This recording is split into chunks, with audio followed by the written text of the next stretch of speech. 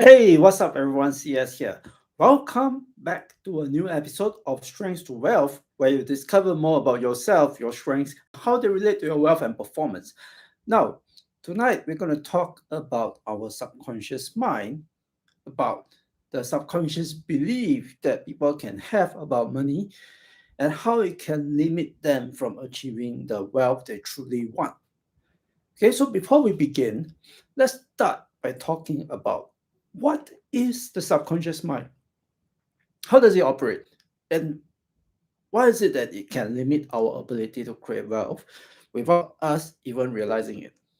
Okay, so according to Sigmund Freud, one of the 20th century's top neurologists and founding father of psychoanalysis, our subconscious mind is defined as a reservoir of feelings, thoughts, emotions, and memories that exist outside of our conscious awareness.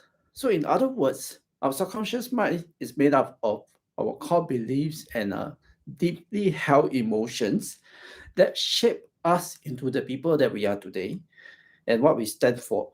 But sometimes we may not be aware of these emotions and beliefs that we have. Okay, so you can think of it as an autopilot, right? So this is the behavior that you automatically revert to when you're not thinking about what you're doing consciously, right? But the problem with this autopilot is sometimes it doesn't just take control whenever you're not paying attention. Sometimes, even when you are fully aware of what you are doing, this autopilot will try to steer your actions by focusing your attention only in a certain direction. So, this creates what we call blind spots, where you're not aware of what you don't know, where you're not aware that there are other options available, and you just keep doing the same things over and over again, right? And you're not sure like where you go wrong or why you're not getting the result that you want. And this is especially a problem when it comes to our subconscious beliefs about money. So let me give you a personal example. So if you're like me, growing up in a middle income family, chances are you would usually hear your parents or people around you say things like, money is hard earned, so make sure you save every penny. Or, they might say things like, study hard, even if you don't like it, so that you can get a good job and then you make more money. Now, I don't know about you, but when I keep hearing this over and over again as a child, it kind of drew into me two things. Okay, so the first is, A, making money is supposed to be really hard. And B, money is never going to be enough, right? So after I grew up, I kind of had this feeling that in order to make money, right, whatever I do needs to be hard and unpleasant.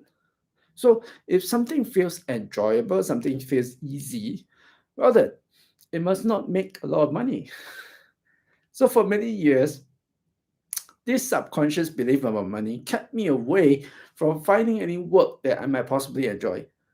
Because if I do what I enjoy, so I believe, then I will be poor forever. Because what I enjoy will not make money because it feels too easy. So instead, I picked the hardest work that I could find, the kind where I had a really hard time picking the skills needed for the job because my instincts and natural strengths were so incompatible with that.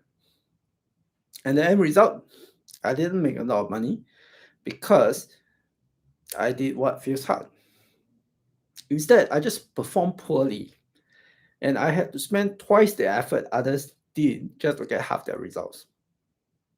And meanwhile, I could see so many of my peers enjoying what they do, winning awards, getting recognized, just because they followed their natural talents and instincts. So, the lesson number one that I learned about the psychology of money is do what feels easy and natural to make money, not what feels hard. Agree?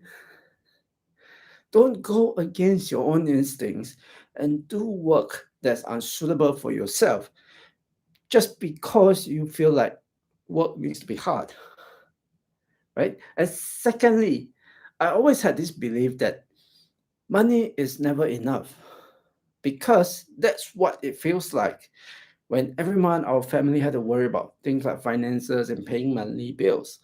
So for some people, this might be a reason for them to grow the instinct to save every penny. However, for me, somehow I got this feeling that, money is never going to be enough no matter what I do.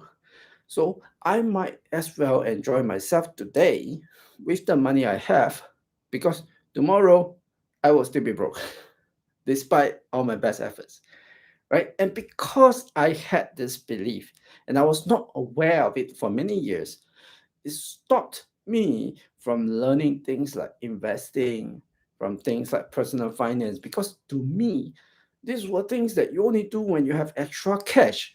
And I always felt short of cash, no matter how much money I made. And you know what? Whenever I had extra money, somehow I will always find a way to spend it really quickly, right? Sometimes I would justify it to myself as, I'm making an investment to myself when I go for things like courses and trainings, right? But no one way or another, whether it's on courses or trainings or holidays, the money was gone extremely quick, right? And I never understood why. So this went on for many years until I finally went through some deep therapy work and I discovered that I had these unconscious beliefs about money my whole life. Okay, so these are some of my subconscious limiting beliefs about money that stopped me from growing my wealth for many years. Yours will be different from mine because of your different experiences when you're growing up. So maybe now is a good time to ask yourself, what are your strongest beliefs about money? If you're not yet having the wealth that you really want in your life, then what could be your own limiting beliefs that are holding you back? Or, you know, if you can't think of any for yourself, perhaps you can start by looking at the people around you and then you think, what could be some limiting beliefs that are holding them back? Because sometimes it's much easier to see the, the contradictions in others compared to ourselves. Yes? So share your thoughts in the comments below. I will be interested to know your own experiences and what you think. And if you'd like me to make a future video, right, that talks more about the psychology of money and what else we can do to train ourselves so that we can break out of this pattern, right? Share in the comments below as well so that I know you're interested and I will do a more detailed video on this in the future.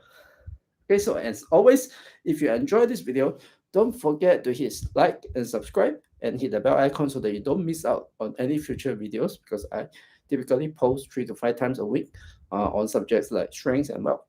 Okay, so that's it for this video. Thanks for watching and I will see you in the next one.